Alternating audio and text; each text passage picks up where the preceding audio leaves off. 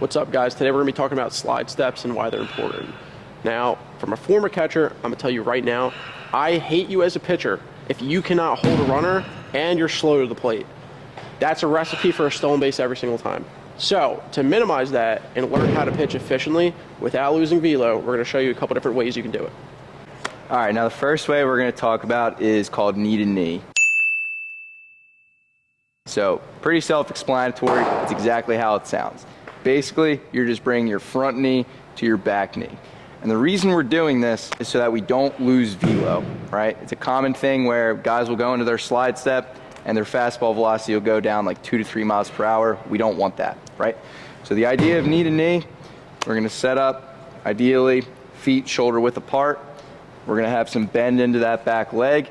We're gonna bring our front knee to our back knee and then go into the rest of our delivery. Now, ideally, we want our time to the plate to be between a 1.3 and a 1.5.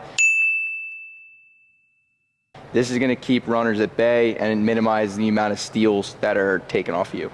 Now, knee to knee is something that's really overlooked because a lot of coaches just want you to go into a straight slide step, which again, like I said, causes you to loosen velo. But knee to knee is going to be that best way for you to stay engaged that backside and still be fast to the plate. So this is going to be a demo of what knee to knee looks like.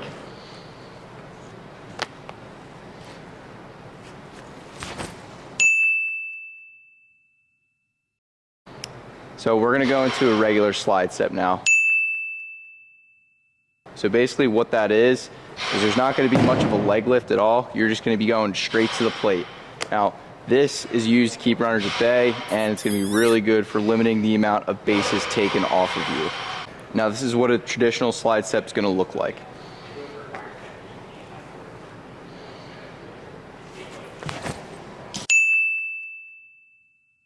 Now, if you don't want to lose velo, it's really not that hard to avoid it. You're going to have to learn how to throw from your strongest position. So, an example, right? I know from doing rocker drills and a lot of different things how I want to get engaged in my back hip. Now, if you know how to do that and go into a standstill throw, you can see your velo can maintain pretty high averages. Now, for me, right, if I go here, I'm going to go closed feet, right? Closed feet towards this side of the rubber. The only reason I'm doing that, this is my comfortable setup for me getting my hips through. So now when I go to slide down the mound, notice my back knee is getting pushed into the ground. I'm engaging my weight into my hip. So now I'm going to be able to explode out of this. So for me to move, all I'm going to have to do is push, boom. I have as much power as if I was going to do this. Now, am I comfortable with it? I have to get used to it, right? I'm most comfortable going here, and I would just go a simple lift of boom, boom, right? That's me, but it doesn't really make a difference. Now, if I was neutral, if I was like this and I was super tall, I wouldn't feel comfortable to go to the plate. I'd have nothing behind it. But say I push it down a little bit more, now this back knee's bent a little bit. From this position, I can easily go. It really just depends on how you set up your lower half, right? If this isn't engaged to start, you're not going to throw hard. If I go open, I'm close, I'm here, right here, I have nothing. Now I have something, because all I got to do is turn my foot out and actually land it and go. So it'd be boom. That's not going to be my strongest position, but it might be yours. So play around with it and see what you can do.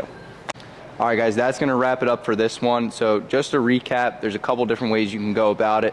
It's going to be what's most comfortable for you. Now, we recommend working on these on the flat ground, right? So take what we taught you, see what feels most comfortable, and try it out when you're playing catch, when you're at practice, working on it on the flat ground. Now, once you get really good at that, we recommend taking it to the mound so you can get used to a game situation, right?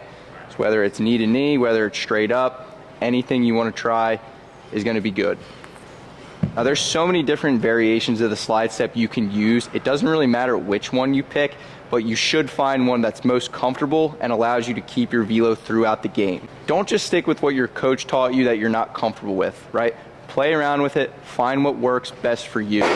That's going to wrap this one up, guys. As always, appreciate you tuning in.